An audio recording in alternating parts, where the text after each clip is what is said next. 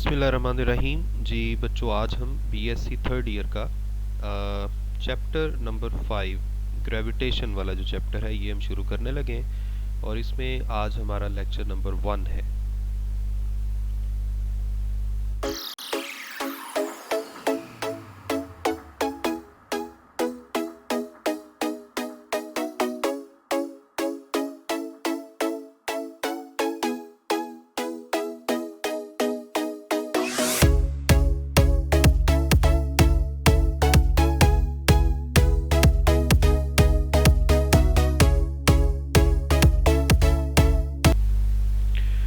और इस चैप्टर में ग्रेविटेशन है सारा का सारा चैप्टर। इसमें ग्रेविटेशनल फोर्स, ग्रेविटी से रिलेटेड जो भी चीज़ें हैं वो हम इस चैप्टर में इंशाल्लाह पढ़ेंगे।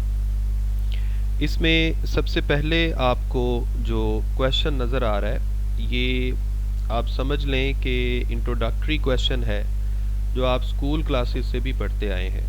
What is Newton's gravitation law, how value of G is determined by Cavendish experiment. तो इसको हम शॉर्ट ही बोलेंगे अभी वाला जो हम क्वेश्चन करने लगे हैं, लेकिन लॉन्ग भी हो सकता है ये। अगर पूरा का पूरा ग्रेविटेशनल कांस्टेंट यहाँ तक अगर आए तो फिर ये लॉन्ग भी है और ये पेपर में आया भी हुआ है, कुछ दफ़ा आया भी हुआ है।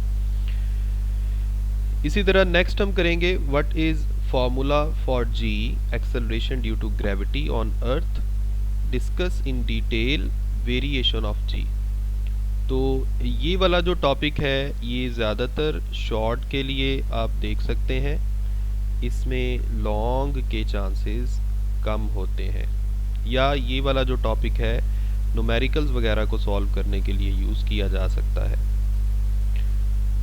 उसके बाद हम केपलर के लॉज हैं यहाँ पर ये देखेंगे और ये लॉन्ग क्वेश्चंस हैं और ये इम्पॉर्टेंट भी हैं। मैं अभी जैसे जैसे मैं करवाता जाऊँगा मैं आपको बताता जाऊँगा। तो अभी हम शुरू करते हैं न्यूटन्स लॉ ऑफ ग्रेविटेशन। ये क्या है, इसमें न्यूटन ने क्या कहा। तो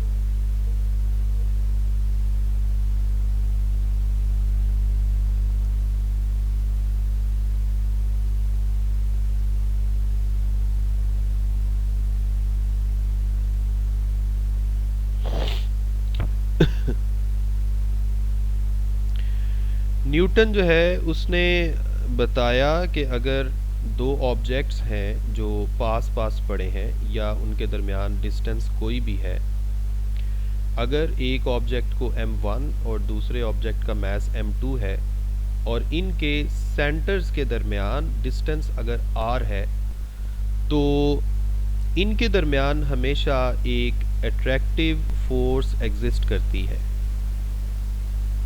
इस फोर्स को फोर्स ऑफ ग्रेविटेशन कह सकते हैं और ये वाली जो फोर्स है ये इन दोनों मैसेज के प्रोडक्ट के डायरेक्टली प्रोपोर्शनल होती है और इनके दरमियान डिस्टेंस के स्क्वायर के इन्वर्सली प्रोपोर्शनल होती है।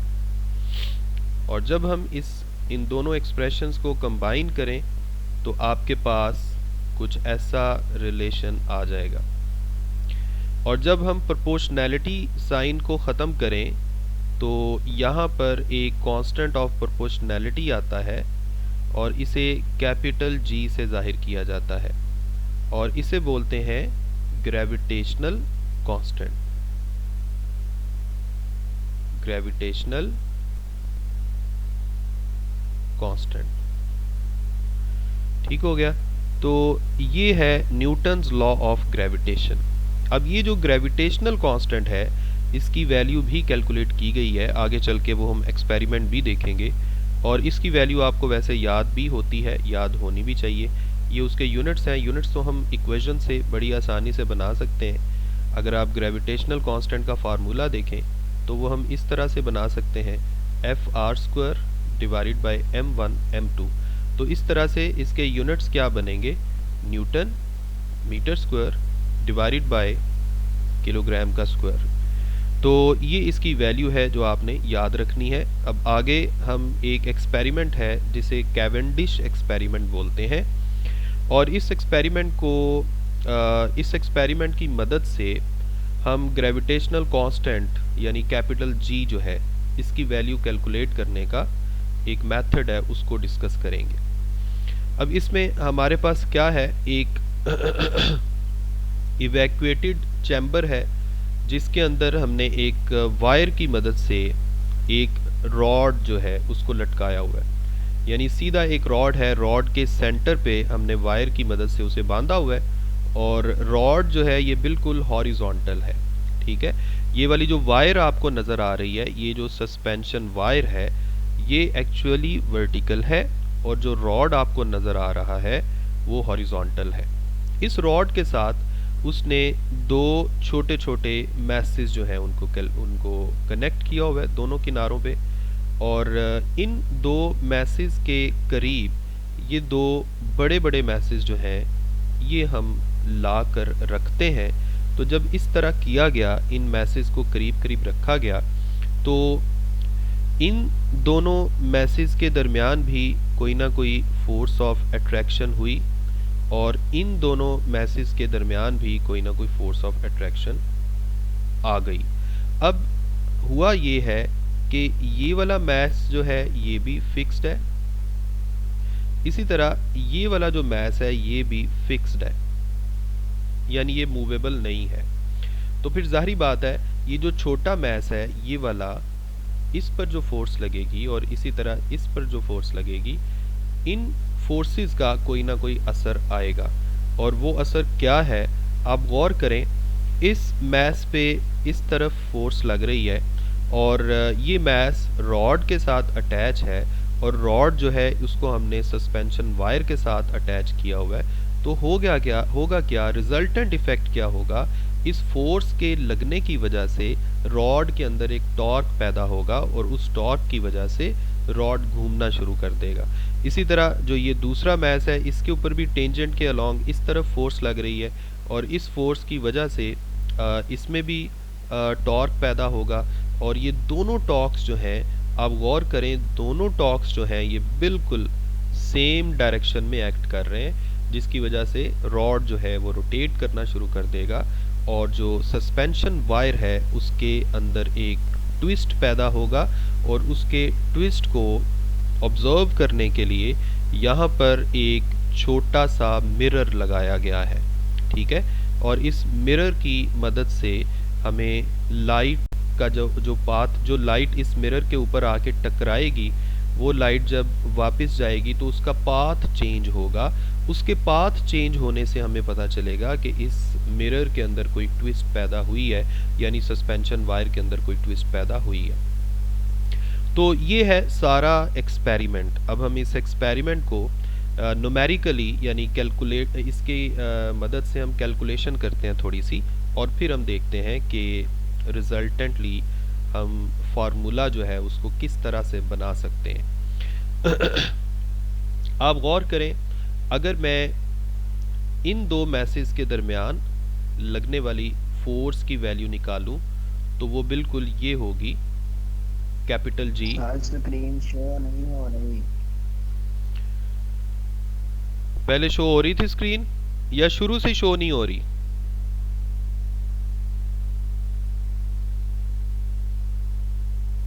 सर कब पहले हुई थी थोड़ी सी, फिर बंद हो गई, अब हो ही नहीं रही है।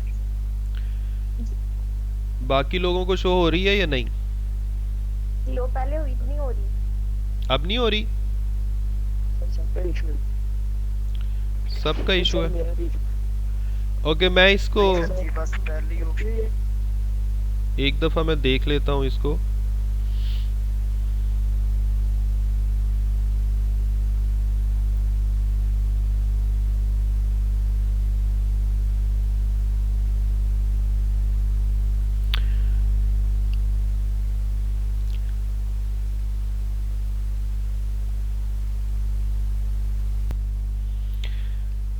अब बात मैं ये कर रहा था कि एक ये जो बड़ा मैस और एक ये जो छोटा मैस है, इन इन जी ज़रा अपने आप को म्यूट कर लें। इन दोनों मैसेज के दरमियान जो फोर्स लग रही है उसकी मैग्नीट्यूड क्या होगी। अब इनके दरमियान जो डिस्टेंस है, इनके दरमियान जो डिस्टेंस है उसको अगर हम स्मॉल आर से जाहिर कर दें तो ये सामने लिखा हुआ फॉर्मूला है जिसके मुताबिक हम न्यूटन्स लॉ ऑफ ग्रेविटेशन को यूज़ करके इन दोनों मैसेज के दरमियान फोर्स कैलकुलेट कर सकते हैं। यानी ये जो फोर्स है इसमें एक मैस की जगह कैपिटल एम आ गया और दूसरे मैस की जगह स्मॉल एम आ गया। इसी तरह अगर हम ये वाले दो ऑब्जेक्ट जो दूसरे दो ऑब्जेक्ट्स हैं इनके दरमियान हम देखें तो इनके दरमियान जो डिस्टेंस है वो भी स्मॉल आर है, उतना ही डिस्टेंस है जितना उन दोनों के दरमियान हमने रखा हुआ था। तो इसकी वजह से जो फोर्स एक्ट करेगी इन दोनों के दरमियान उसका भी बिल्कुल सेम फॉर्मूला होगा जो हमने ऊपर लिखा था। ठीक है, इसमें एक मैस जो है वो कैपिटल एम है और दूसरे मैस को हमने स्मॉल एम से जाहिर किया हुआ है। इन दोनों के दरमियान डिस्टेंस जो है ये स्मॉल आर से हम जाहिर कर रहे हैं। तो ये तो हमने फोर्सेस की मैग्नीट्यूड लिख ली। अब अगर हम आपसे ये पूछें, मैं अलग से एक डायग्राम बनाता हूँ। रॉड था कुछ इस तरह से, मैं ज़रा स्ट्रेट फॉरवर्ड डायग्राम बना देता हूँ। रॉड की अगर टोटल लेंथ जो है वो कैपिटल एल हो तो आधी लेंथ क्या होगी, L/2। अब रॉड के दोनों किनारों पर जो छोटे छोटे मैसेज थे उनके ऊपर ऑपोजिट डायरेक्शन में फोर्सेस लग रही हैं। इस तरह से एक पे इस तरफ फोर्स लग रही है, दूसरे पे जो फोर्स है वो बिल्कुल उतनी ही फोर्स ऑपोजिट डायरेक्शन में लग रही है। अब इन दोनों फोर्सेस की वजह से जो टॉर्क पैदा होगा वो सेम डायरेक्शन में पैदा होगा जो अभी थोड़ी देर पहले मैंने आपको बताया था। अगर एक टॉर्क को टॉ1 का नाम दे दें और दूसरे टॉर्क को टॉ2 का नाम दे दें तो इन दोनों टॉर्क्स को अगर हम ऐड करें तो टोटल टॉर्क आपके पास आ जाएगा टॉ1 प्लस टॉ2। टॉर्क की मैग्नीट्यूड का फॉर्मूला जो है आपने चैप्टर 1 में भी पढ़ा था, आपने एफएससी चैप्टर 2 फर्स्ट ईयर में भी पढ़ा था कि टॉर्क की मैग्नीट्यूड निकालने का फॉर्मूला होता है magnitude of force multiplied by moment arm. तो आप दोनों टॉर्क्स की मैग्नीट्यूड को इस तरह निकाल सकते हैं। अगर आप गौर करें तो फोर्स के साथ ये वाला जो डिस्टेंस है ये परपेंडिकुलर डिस्टेंस है और ये जो दरमियान में ये पॉइंट नज़र आ रहा है ये एक्चुअली क्या है, पिवट पॉइंट। तो इसका मतलब है ये मोमेंट आर्म है, यानी L/2 जो है ये F फोर्स के लिए मोमेंट आर्म का काम कर रहा है। तो इसलिए अगर फोर्स लिखना है फोर्स की जगह F आ जाएगा, मोमेंट आर्म की जगह L/2 आ जाएगा। इसी तरह दूसरी फोर्स की भी मैग्नीट्यूड F ही है, नेगेटिव साइन सिर्फ उसकी डायरेक्शन बता रहा था और उसके लिए भी मोमेंट आर्म यही है। अब अगर आप इन दोनों को ऐड कर दें तो आपके पास बनेगा FL को कॉमन निकाल लें, FL को कॉमन निकाल लें, half plus half, half plus half क्या होता है 1। तो आपके पास F इंटू L ये आपके पास टोटल टॉर्क आ जाएगा। अब यहाँ पर फोर्स किसकी इक्वल थी, फोर्स का फार्मूला अभी हमने पहले लिखा था G capital M small m divided by R square और साथ इनके लेंथ ऑफ रॉड यानी L आ गया। ये जो टॉर्क है इसे हम डिफ्लेक्टिंग टॉर्क कह सकते हैं या डिफ्लेक्टिंग कपल कह सकते हैं। डिफ्लेक्टिंग टॉर्क यानी इस टॉर्क की वजह से रॉड के अंदर एक डिफ्लेक्शन पैदा हो रही है और उस डिफ्लेक्शन की वजह से जो ऊपर सस्पेंशन वायर है उसमें ट्विस्ट आएगी और उस ट्विस्ट के बाद क्या होगा। अच्छा, फर्स्ट ईयर में चैप्टर 7 में आपने हुक्स लॉ पढ़ा था।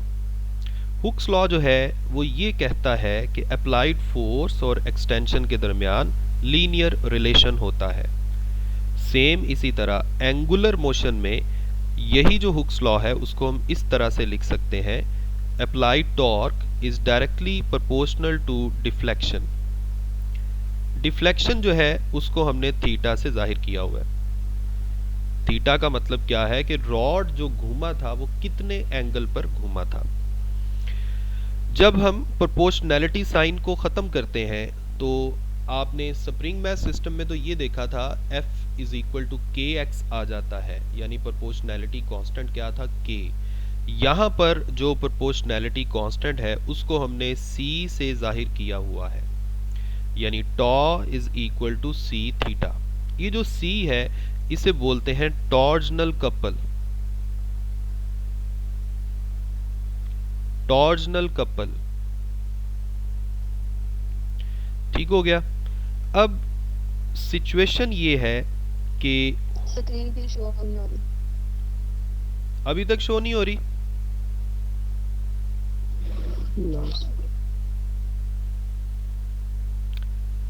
ओह माय गॉड, अरे एक जगह रुकी हुई है। अटकी हुई है। शुरू से ही अटकी हुई है।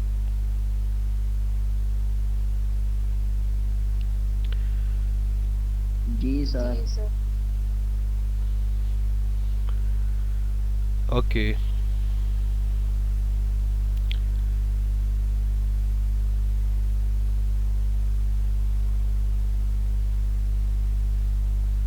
मैं सिम का नेट जो है वो यूज़ करने की कोशिश करता हूँ, हो सकता है उसके सिग्नल बेहतर हो।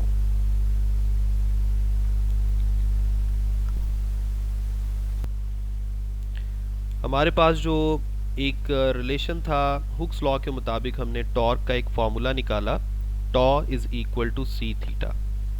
इसी तरह हमने इससे पहले डायग्राम की मदद से टॉर्क का एक दूसरा फॉर्मूला निकाला, जो अभी अभी जिसको मैं एनसर्कल कर रहा हूँ, इक्वेशन नंबर 1। इसी तरह इक्वेशन नंबर 2 जो है ये हुक्स लॉ की मदद से हमने लिखी है। अब होगा क्या, ये जो हुक्स लॉ की मदद से हमने टॉर्क लिखा है ये ही असल में रिस्टोरिंग टॉर्क के तौर पे भी बिहेव करेगा। यानी जब ऊपर वाली सस्पेंशन वायर में ट्विस्ट आएगी, डिफ्लेक्शन टॉर्क जो है वो वायर को एक डायरेक्शन में ट्विस्ट करने की कोशिश करेगा, तो वायर जो है उसका मटेरियल उस वायर को वापस अपनी ओरिजिनल पोजीशन पे ले जाने की कोशिश करेगा। इसका मतलब है जितना डिफ्लेक्टिंग टॉर्क है तकरीबन उतना ही रिस्टोरिंग टॉर्क भी लगेगा। तो अगर हम इन दोनों की वैल्यू को बराबर कर दें, इक्वेट कर दें, तो हम इनको इस तरह से लिख सकते हैं, ये जो आपको इस वक्त इक्वेशन नज़र आ रही है। अब इसमें हम कैपिटल G जो है उसका फॉर्मूला बना सकते हैं, c theta divided by capital M small m capital L, और साथ ही आर स्क्वायर जो है वो ऊपर आके मल्टीप्लाई होगा और उसके साथ ये बन गया, ये रिलेशन आपके पास आ गया। अब इसमें सारी चीज़ें नाउन हैं। क्या कुछ नाउन है, कैपिटल M जो मैस ऑफ ऑब्जेक्ट है, जो बड़ा मैस हमने वहाँ पर एक रखा हुआ था उसका मैस भी हमें पता है, स्मॉल m भी हम जानते हैं, लेंथ ऑफ रॉड का भी हमें पता है, डिफ्लेक्टिंग एंगल थीटा भी मेजर किया जा सकता है, r जो है ये दोनों बड़े और छोटे मैस के दरमियान जो डिस्टेंस है वो भी मेजर्ड है, यानी वो भी नाउन है। तो इसी तरह C क्या है, टॉर्जनल कपल, इसकी वैल्यू भी हमें पता होती है, ये सस्पेंशन वायर के मटेरियल, उसकी लेंथ और थिकनेस वगैरह पे डिपेंड करता है। तो ये सारी वैल्यूज़ पुट करके ग्रेविटेशनल कांस्टेंट की जो वैल्यू आई वो बिल्कुल यही है जो मैंने पहले भी आपको बताई थी। ठीक है जी, तो अभी के लिए इतना, ये आपका टॉपिक कंप्लीट हो गया, जो पहला टॉपिक था हमारा, जिसमें मैंने आपको बताया था कि हमने क्या करना है, न्यूटन्स लॉ ऑफ ग्रेविटेशन के बारे में बताना है और ग्रेविटेशनल कांस्टेंट की वैल्यू किस तरह कैलकुलेट की जाती है कैवेंडिश एक्सपेरिमेंट की मदद से, वो हमने बताना था। ये मैं स्क्रीन पर एक दफ़ा इसको स्क्रॉल कर रहा हूँ सारे के सारे इमेजेस को, ताकि आप इसका स्क्रीनशॉट लेना चाहते हैं तो वो आप ले सकें। इसके बाद नेक्स्ट जो है, अच्छा मुझे ये बताएं कि आपको अभी भी वीडियो नज़र नहीं आ रही?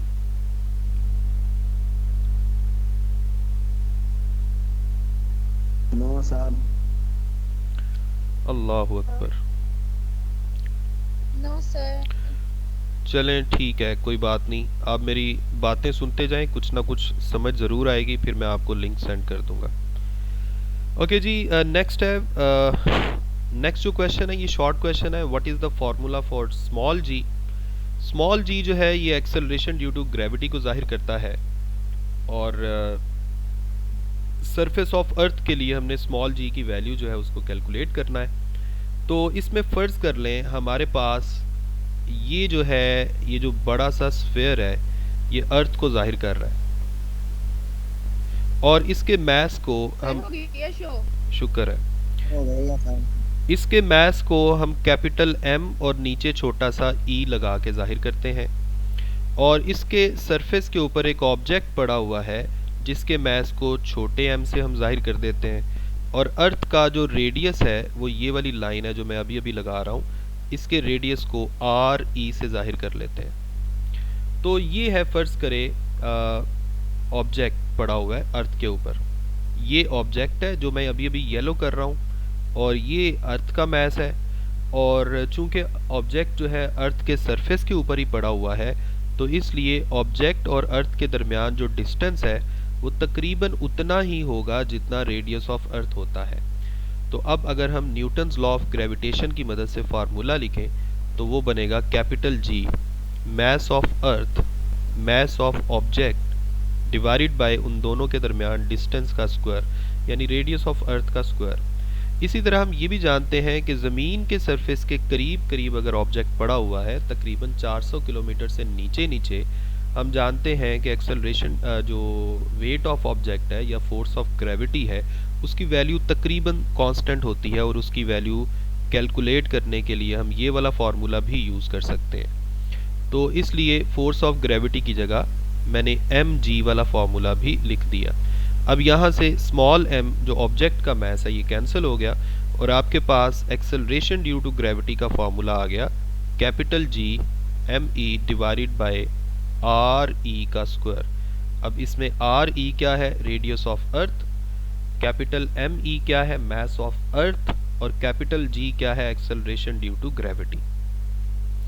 अब यहाँ पर हम मून के लिए भी ये लिख सकते हैं। फर्ज करें सेम यही formula acceleration due to gravity on the surface of moon भी लिखा जा सकता है, सही है। तो ये वाला जो फॉर्मूला ऊपर वाला है ये acceleration due to gravity on the surface of earth है और ये जो इक्वेशन नंबर 2 है ये acceleration due to gravity on the surface of moon है। दोनों में सिर्फ ये फ़र्क है कि यहाँ हमने मैस ऑफ अर्थ और रेडियस ऑफ अर्थ यूज़ किया है और नीचे वाले फार्मूला में मैस ऑफ मून और रेडियस ऑफ मून यूज़ कर रहे हैं, सिर्फ ये फ़र्क है दोनों में।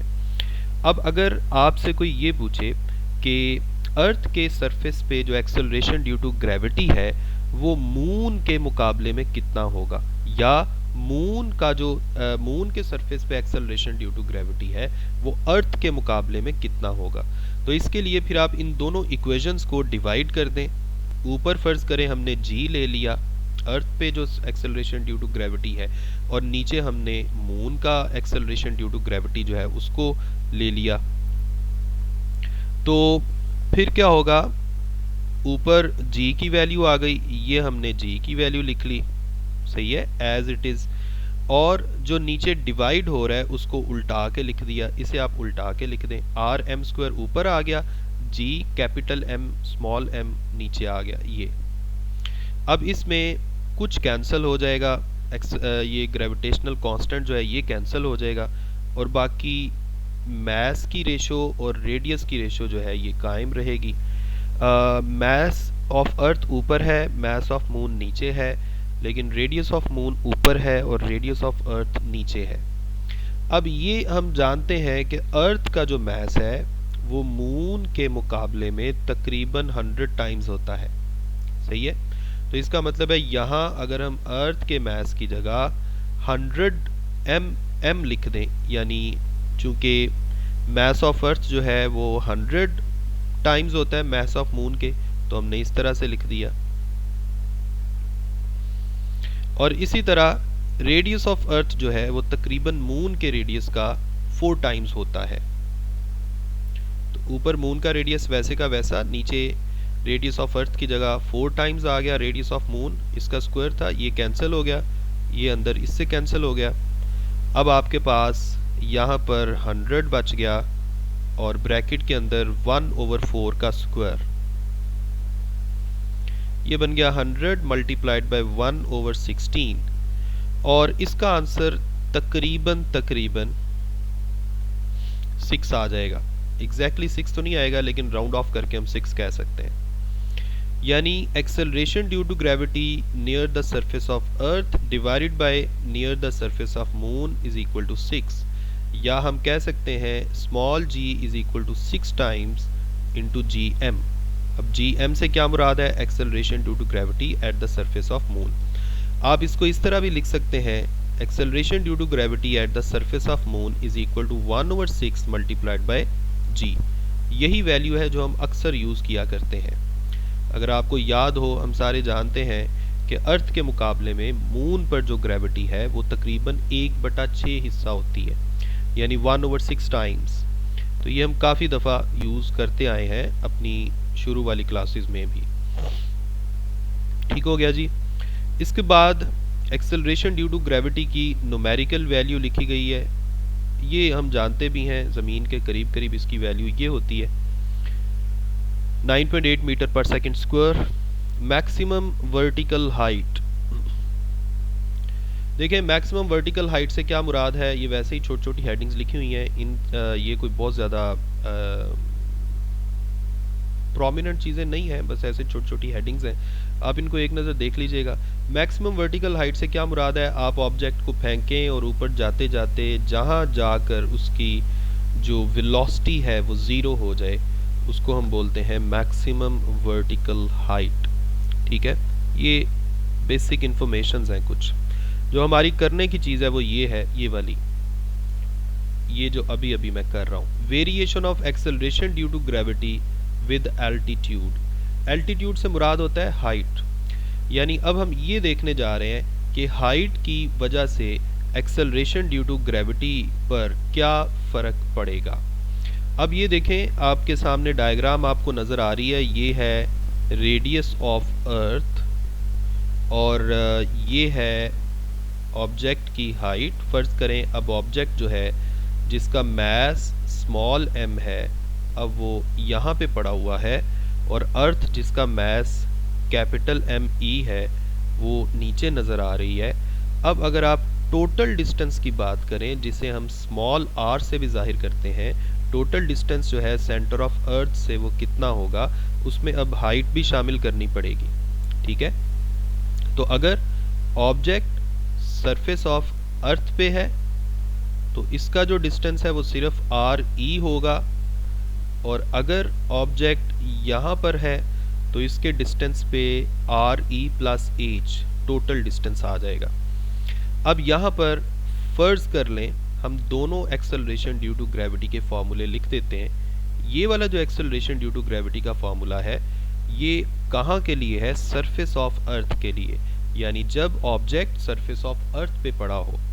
और ये जो नीचे वाला एक्सेलरेशन ड्यू टू ग्रेविटी का फॉर्मूला है ये कब के लिए है? जब ऑब्जेक्ट किसी हाइट पर हो। अगर ऑब्जेक्ट किसी हाइट पर है तो फिर जाहिर बात है डिस्टेंस की जगह क्या आएगा? Radius of earth plus height. अब आप ऐसा करें, इक्वेशन नंबर 2 को ऊपर लिखें और 1 को नीचे लेकर डिवाइड कर दें। अब होगा क्या? ऊपर वाली जो इक्वेशन नंबर 2 थी उसकी राइट हैंड साइड तो एज इट इज़ आ गई, और जो ये वाली राइट हैंड साइड है ये उल्टा के लिखेंगे क्योंकि इसको हमने डिवाइड किया था। अब क्या होगा? GME ये कैंसिल हो गया, ठीक हो गया, और आपके पास सिर्फ ये रेशो बच गई, RE square divided bye RE plus H सारे का स्क्वायर। अब नीचे वाली जो टर्म है उसमें से RE को अगर हम कॉमन निकालें तो वो RE स्क्वायर बन के बाहर आएगा, और RE की जगह खुद क्या आ जाएगा? 1, और वो H के साथ डिवाइड हो जाएगा इस तरह से। अब आप इसको कैंसिल कर सकते हैं, RE स्क्वायर कैंसिल हो गया। ठीक है, लेफ्ट हैंड साइड पे GH डिवाइडेड बाय G था, तो ये जो नीचे वाला स्मॉल g है उसे भी हम राइट हैंड साइड पे लेंगे, वो आपको यहाँ पे लिखा हुआ नज़र आ रहा है। और यहाँ पर हमने बाइनोमियल एक्सपेंशन जो है वो अप्लाई किया है, ये मैं आपको एक दफ़ा कर देता हूँ। 1 प्लस H ओवर RE, जब ये ऊपर आएगा तो इसकी पावर -2 हो जाएगी। हम जानते हैं 1 प्लस x सारे की पावर n, ये किसके इक्वल होता है? 1 plus nx plus n into n minus 1 divided by 2 factorial into x का square plus up to so on. अब यहाँ पर भी हमने यही वाला जो फॉर्मूला है वो अप्लाई किया है, ठीक है। अगर आप गौर करें इसको हम कैसे लिख सकते हैं, 1 प्लस एन एक्स, एन की जगह -2, एक्स की जगह h ओवर आर ई का ये प्रोडक्ट, प्लस जो हायर टर्म्स हैं यानी एक्स स्क्वायर वाली टर्म, एक्स क्यूब वाली टर्म, एक्स की पावर 4 वाली टर्म्स, उनको इग्नोर कर दिया जाएगा। उनको इग्नोर करने की वजह क्या है, क्योंकि ये वाली जो रेशो है इसमें हाइट की वैल्यू रेडियस ऑफ अर्थ के मुकाबले में काफ़ी कम है। अगर हाइट की वैल्यू रेडियस ऑफ अर्थ के मुकाबले में कम होगी तो फिर ये रेशो जो है ये बहुत छोटी होगी, और छोटी वैल्यूज़ का जब हम स्क्वायर करते हैं तो आंसर मज़ीद छोटा होता है, इसलिए उनको हम इग्नोर कर देते हैं। ठीक है जी, इस तरह से आपके पास सिर्फ ये बच जाएगा, ये वाला रिलेशन, यानी बाइनोमियल एक्सपेंशन को यूज़ करके हमने क्या लिख दिया, हमारे पास फाइनल जो रिलेशन है वो आ गया ये 1 minus 2h divided by R E. ठीक हो गया। तो ये है acceleration due to gravity at height, ये है acceleration due to gravity at the surface of earth, और ये वो फैक्टर है जो हमें बताएगा कि हाइट पे जाने के साथ साथ एक्सेलरेशन ड्यू टू ग्रेविटी में कितनी कमी आती है। अगर आप गौर करें, जब आप हाइट को बढ़ाएंगे तो माइनस वाली जो टर्म है वो बड़ी होगी, माइनस वाली टर्म जब बड़ी होगी तो आंसर जो है वो छोटा आता जाएगा। इसका मतलब है हाइट के साथ साथ एक्सेलरेशन ड्यू टू ग्रेविटी जो है वो डिक्रीज करता है। जी मुझे ये बताएं, यहाँ तक आप सबको समझ आ रही है, आ गई है, आवाज़ भी आई है और तस्वीर भी आई है?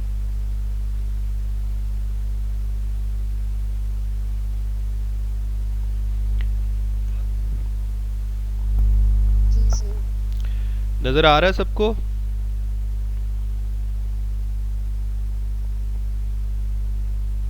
जी बच्चों, सबको नजर आ रहा है? ओके ठीक है, गुड।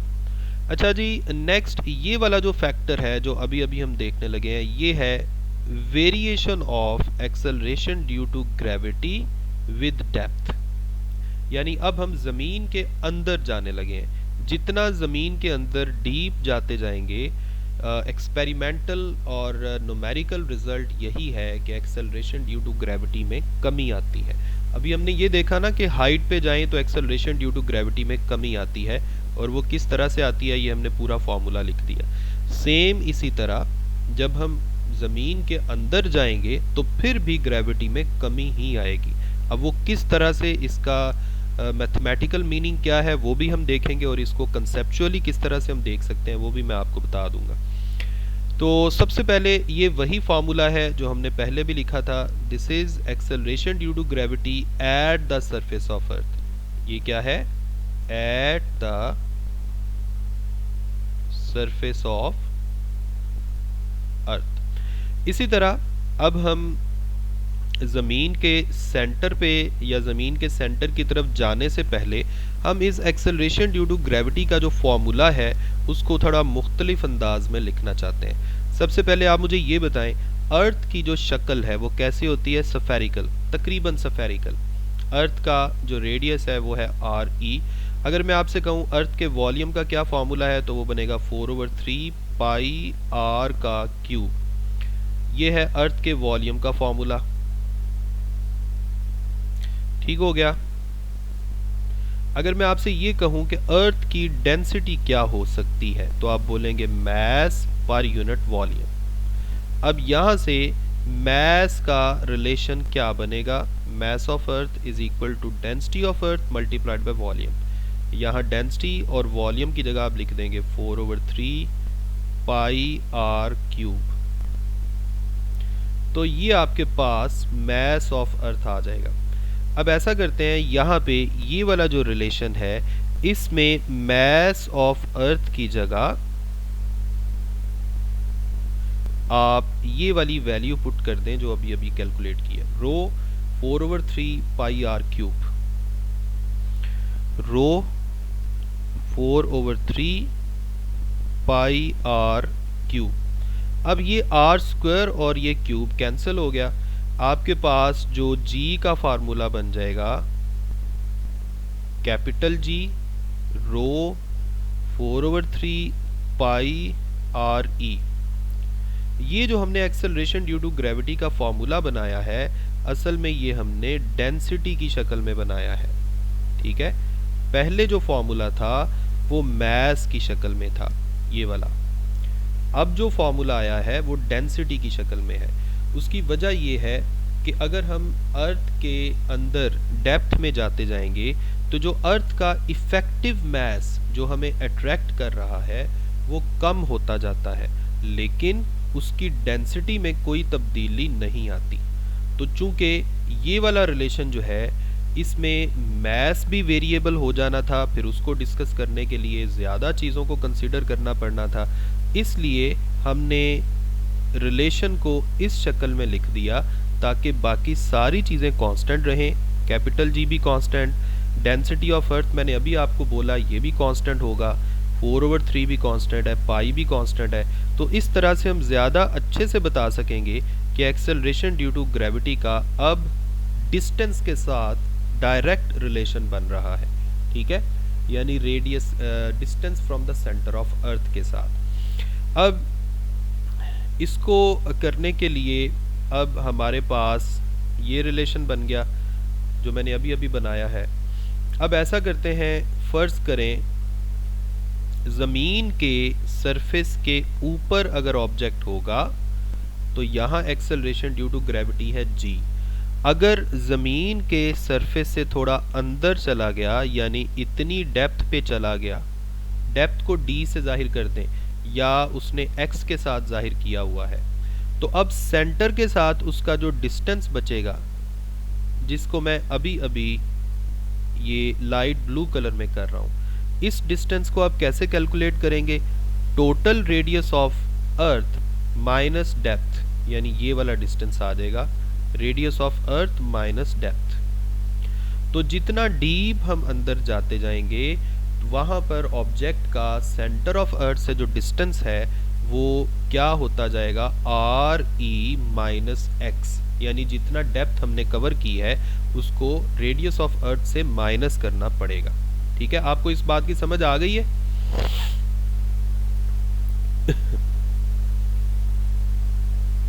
जी सर। इसका मतलब है यहाँ पर अगर मैं एक्सेलरेशन ड्यू टू ग्रेविटी का फार्मूला लिखना चाहूँ तो मैं उसे gx का नाम दे सकता हूँ। gx से मुराद क्या है?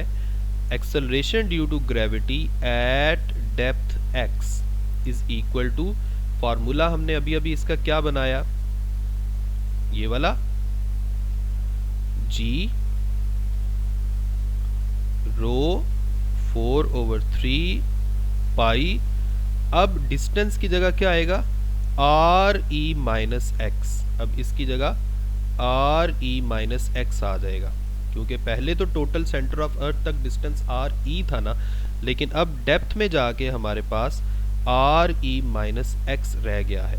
अब ऐसा करें, जी एक्स इज इक्वल टू जी रो 4/3 पाई, यहाँ से आर ई को कॉमन निकाल लें, आर ई की जगह 1 आ जाएगा और ये x के साथ डिवाइड हो जाएगा।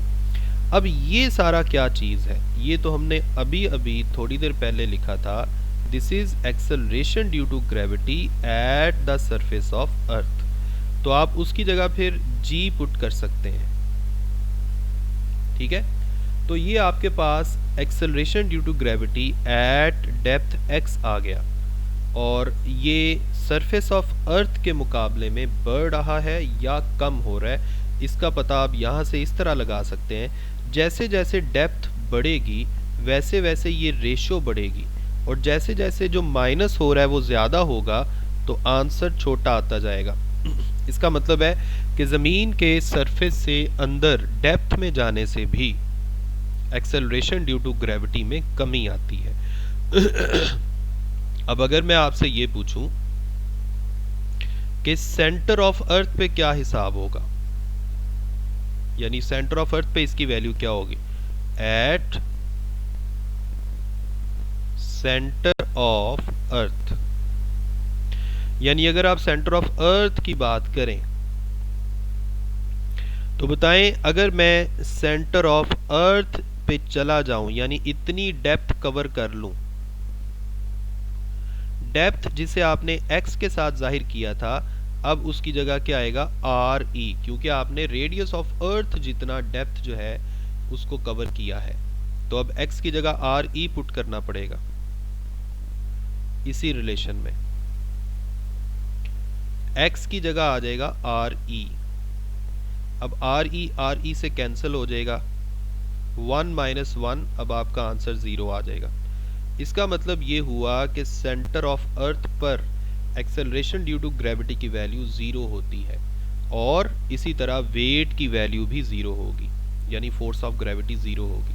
अब ये तो मैंने मैथमेटिकली आपको बता दिया कि डेप्थ पे जाते जाते जितना हम अर्थ के अंदर डीप जाते जाएंगे एक्सेलरेशन ड्यू टू ग्रेविटी में उतनी ही कमी आती जाएगी। अब हम कंसेप्चुअली भी इसको देखते हैं कि देखें सेंटर ऑफ अर्थ पे जाके एक्सेलरेशन ड्यू टू ग्रेविटी की वैल्यू कितनी हो चुकी है 0, यानी हम ये भी कह सकते हैं कि जो वेट है यानी फोर्स ऑफ ग्रेविटी ऑब्जेक्ट का जो वेट है वो भी कितना हो जाएगा 0। और अगर फोर्स ऑफ ग्रेविटी की वैल्यू 0 हो गई है यानी वहां जाके ऑब्जेक्ट अपना वेट 0 फील करेगा। अब ऐसा कंसेप्चुअली आप किस तरह समझेंगे, आप ये इमेजिन करें कि आप अर्थ के अंदर जाते जा रहे हैं और आप सेंटर पे पहुंच गए हैं। अब अर्थ का जितना मैस आपके राइट साइड पे है उतना ही मैस आपके लेफ्ट साइड पे है, उतना ही मैस ऊपर है, उतना ही नीचे है, उतना ही आगे की तरफ है, उतना ही बैकवर्ड है। इसका मतलब ये हुआ कि अर्थ का चारों तरफ आपके चारों तरफ एक जैसा मैस है, तो वो सारा मैस आपको अपनी अपनी तरफ एक एक जैसी फोर्स लगा के खींचेगा, यानी आपके ऊपर चारों डायरेक्शंस में फोर्सेस लगेंगी। अब वो सारी फोर्सेस जो हैं वो एक दूसरे को कैंसिल आउट कर देंगी और आपके ऊपर रिजल्टेंट जो फोर्स है जो अर्थ की वजह से लग रही है वो 0 हो जाएगी। इसीलिए हम कह सकते हैं कि फोर्स ऑफ ग्रेविटी 0 हो गई है। फोर्स ऑफ ग्रेविटी 0 होने का मतलब है वेट 0 हो गया है, वेट 0 होने का मतलब है एक्सेलरेशन ड्यू टू ग्रेविटी की वैल्यू 0 हो गई है। तो ये है इसका कॉन्सेप्ट। आपको इस बात की समझ आ गई है सबको? जी बच्चों।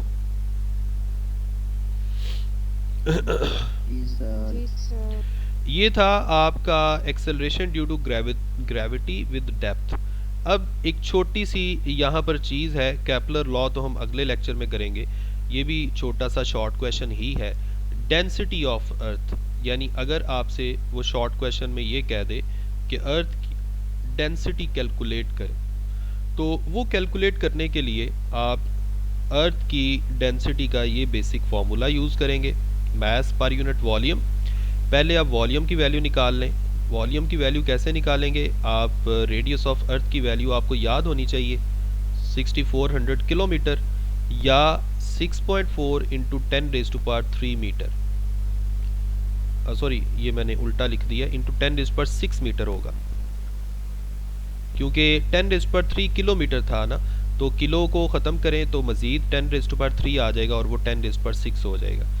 तो इस तरह से आप यहाँ पे मीटर में वैल्यू पुट करेंगे, उसका क्यूब लेंगे, पाई से मल्टीप्लाई करेंगे, 4 से मल्टीप्लाई करके 3 से डिवाइड कर देंगे। आपके पास अर्थ के वॉल्यूम का जो आंसर आएगा उसको मास ऑफ अर्थ की वैल्यू भी आपको याद होनी चाहिए 6 इंटू 10⁻24। मास ऑफ अर्थ से डिवाइड करेंगे तो आपके पास डेंसिटी ऑफ अर्थ आ जाएगी। और डेंसिटी ऑफ अर्थ जो है ये पानी की डेंसिटी के मुकाबले में तकरीबन 5.5 टाइम्स है। ये भी इंफॉर्मेशन के लिए आप याद रख सकते हैं। तो मैं अभी वापस आता हूँ अपनी रिकॉर्डिंग को ख़त्म करके, आप इधर ही रहिएगा। ओके जी, ये था आज का लेक्चर। मैं उम्मीद करता हूँ आपको इसकी बहुत ठीक से समझ आ गई होगी। नेक्स्ट लेक्चर तक अपना ख्याल रखें, मुझे अपनी दुआ में याद रखें। अल्लाह हाफिज़।